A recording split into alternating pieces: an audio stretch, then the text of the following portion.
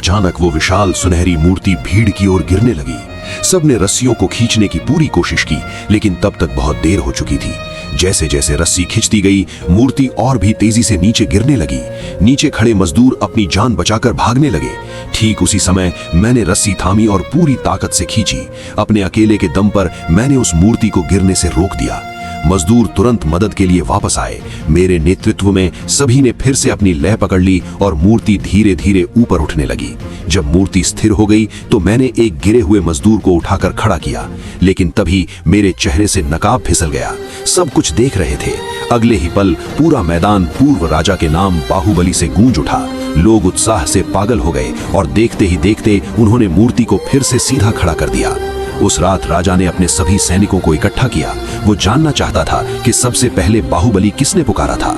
इससे पहले कि सैनिक जवाब देते, मैं खुद आगे बढ़ गया, लेकिन राजा मेरा चेहरा साफ देख पाता उससे पहले ही मैंने पास के अग्निकुंड को लात मार दी।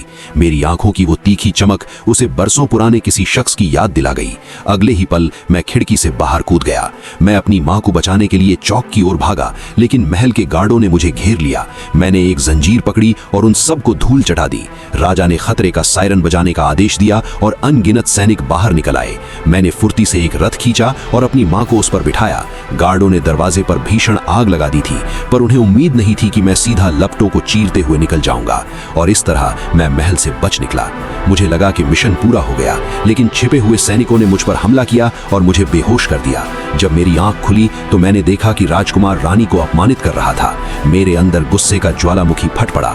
मैंने मुझे पकड़ने वाले सैनिकों को उठा फेंका, लेकिन तभी मेरी पीठ में एक तलवार लगी। मैं मुड़ा, उस सैनिक का पैर पकड़ा और उसे दूर उछाल दिया। गुस्से से भरा मैं अब अजेय हो चुका था। एक सैनिक ने चाकू से पीछे से वार करने की कोशिश की। मैंने अपने खाली हाथों से उस चाकू को तोड़ दिया। जैसे ही मैं राजकुमार पर वार करने वाला था, गंजे गुलाम कटप्पा ने मुझे लात मारकर दूर कर दिया। मैं गुस्से में उसकी ओर झपटा और हमारे बीच भयंकर युद्ध हुआ। तभी टिक्का का विद्रोही समूह वहां पहुंच गया और उन्होंने शाही सैनिकों को रोक लिया। जब कटप्पा ने घोड़े पर रखी तलवार देखी तो उसने घोड़े को पास बुलाया। हम दोनों उछलकर उस पर सवार हुए और आगे बढ़े, लेकिन जैसे ही कटप्पा ने अपनी तलवार उठाई, मैंने उसे उसके हाथ से छीन ली। राजा भागने की कोशिश कर रहा था, लेकिन मैंने एक ही वार में उसका सिर धड़ से अलग कर दिया। गुस्से में पागल कटप्पा ने भाला मंगाया और मेरी ओर हमला करने के लिए बढ़ा, लेकिन जैसे ही उसने मेरा चेहरा देखा, उसके हाथ से हथियार गिर गए। वो तुरंत मेरे सामने घुटनों पर बैठ गया और चिल्लाया, बाहुबली।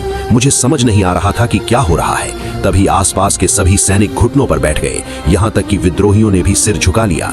कटप्पा ने मेरा पैर उठाया और धीरे से उसे अपने सिर पर रख लिया।